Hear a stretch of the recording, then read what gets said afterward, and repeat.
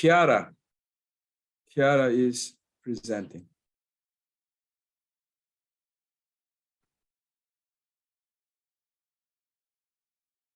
Hello, everyone. My name is Kiara, and I'm going to present the history of noise by Leon Cohen. I will start with fundamentals. The establishment of noise was interesting. It was one of the three miracles that occurred in 1905, the miracle year. Noise revolutionized science and our understanding of the nature of the matter.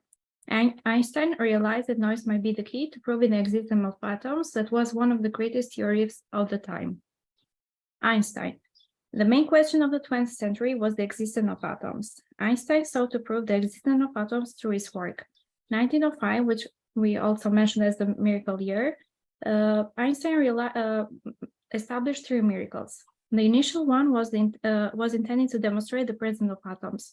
According to Einstein's first paper on Brownian motion, if entities that are only visible under a microscope and suspended in liquid exhibit motion caused by heat, verify the existence of atoms, and we can determine their dimensions. At the end of the paper, he suggested the relation that we can determine Avogadro's numbers. The second paper was related to the photon and photoelectric effect. The last miracle was the theory of relativity, which completely alerted how we perceive space and time, and the unexpected results of that mass and energy can be converted into one another. Brownian motion. When writing his first paper, Einstein did make reference to the Brownian motion, writing that the motion of so-called atoms are identical to Brownian motion. In the second paper that was published 1 year later, Einstein stated that Brownian motion is generated by erratic thermal motion of the liquid molecules. And the third part, noise, stochastic process, and the Einstein theory. Einstein continued to write a large number of studies on stochastic processes. He developed new approaches to dealing with the noise and stochastic processes. And we can say the Wiener theorem was initially established by Einstein in 1940. And it gives a relation between power spectrum and autocorrelation function. And Einstein was the first who developed an autocorrelation function. Atom. Before the atom was discovered in the 20th century, many scientists proposed some ideas related to atom. We can start with Bernoulli. Two ideas of Bernoulli was that matter consists of discrete objects and pressure occurs when the atom hits against each other. Lavoisier, compounds interact in a specific mass to generate the new substances.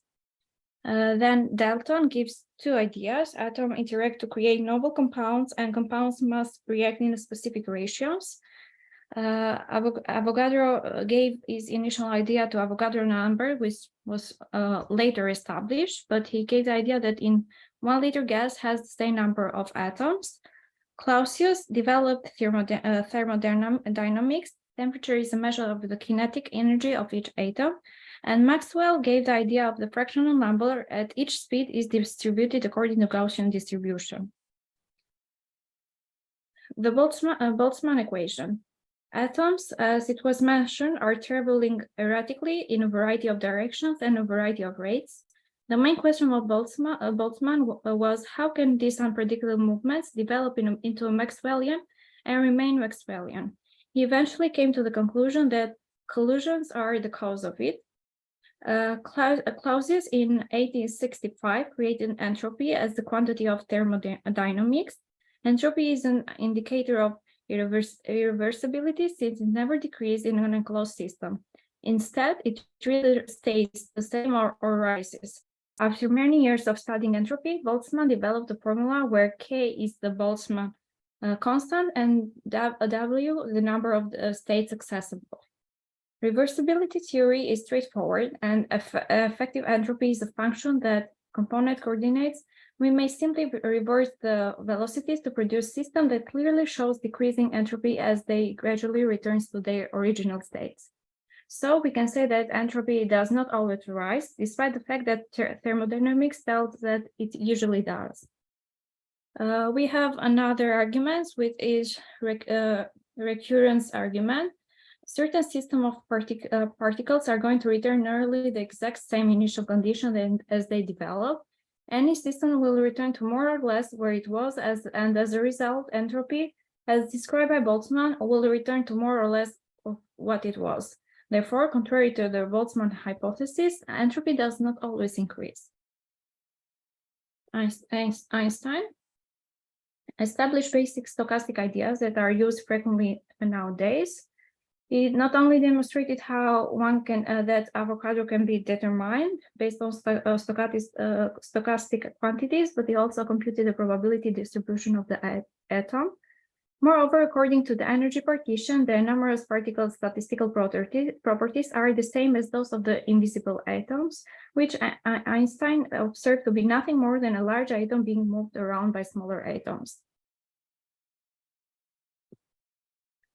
Langevin, the fundamental goal of Langevin's paper, which is widely regarded as the beginning of stochastic differential equation, was to derive Einstein's conclusion in method that is both more mathematically and physically clear.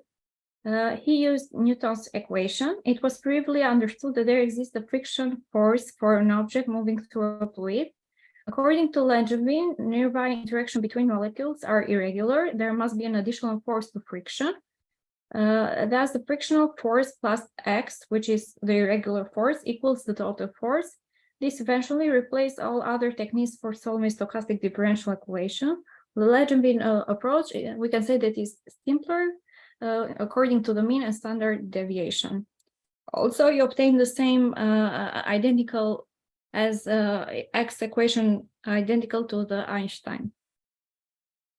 Perrin, it is frequently stated that Perrin won the Nobel Prize after confirming Einstein's theory and so proving the existence of atoms.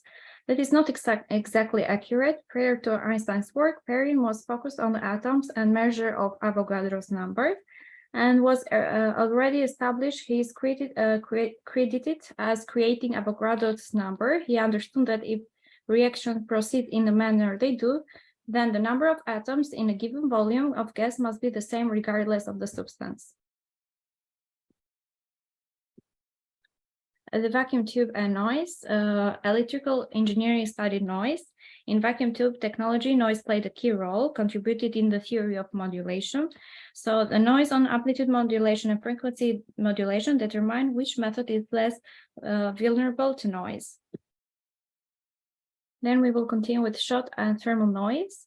Schottky was the initial researcher to consider what is now known as shot noise and thermal noise in 1980. Shot noise is defined as the oscillation around the mean value of the process. Interestingly, shot noise in vacuum tube is the proof that electricity is made up of tiny bolts called electrons. Some electrons in a conductor are loose, which cause thermal noise. Thermal noise, on the other hand, refers to the effect that depends on temperature, since the dimension of the distribution is proportional to the temperature. Johnson was involved in the noise debate from the start and provided several answers about shot noise as well as thermal noise. Johnson participated in all concerts and conducted important research on what is now known as thermal noise over a number of years. He was working at Bell's laboratories with Xhyheri liquids. Liquids provide a very comprehensive and simple explanation of the effect after Johnson announced the experimental data, which incredibly generated a lot of debates on quantum mechanism.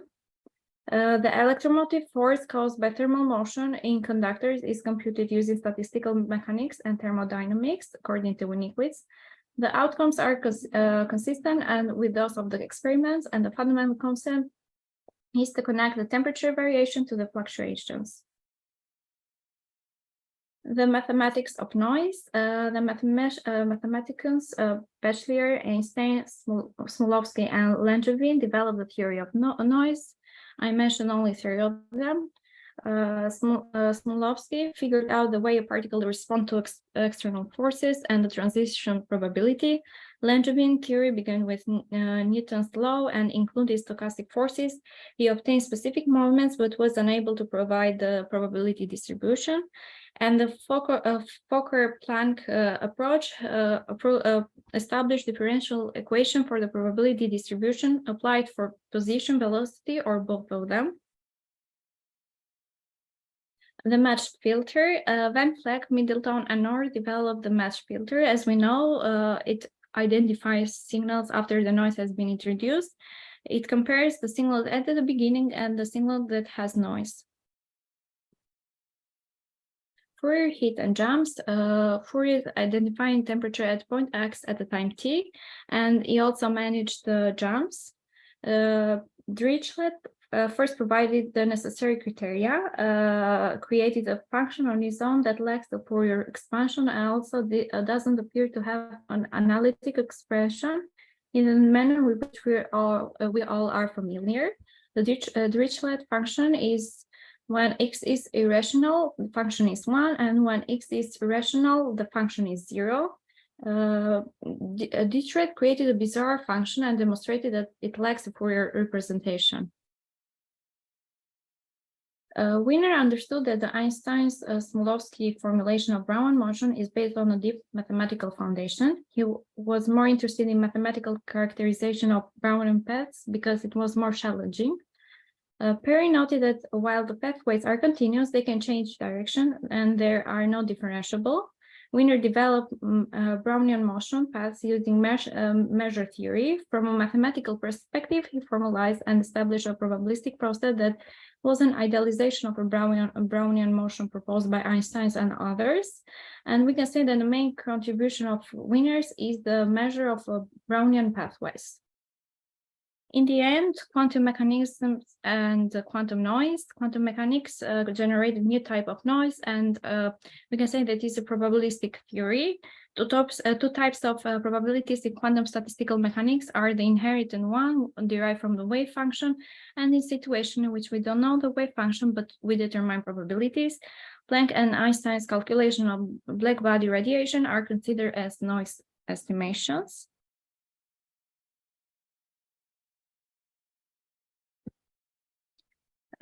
Quantum noise, quantum Fokker-Planck equation, and quantum Langevin equation. The Fokker-Planck method was employed by Hakan and Reason, and the Langevin equation method by Lax. And we can say the density matrix approach, it was derived by Scully and Lamb. There are many unsolved problems, but we can mention two for quantum noise, finding quantum Fokker-Planck equation and establishing of the correlation function for the operations. Thank you for listening. Thank you, Kiara. Good work. Clear presentation. Any questions? I don't have a question, but I would like to thank Kiara for having a presentation with less number of text on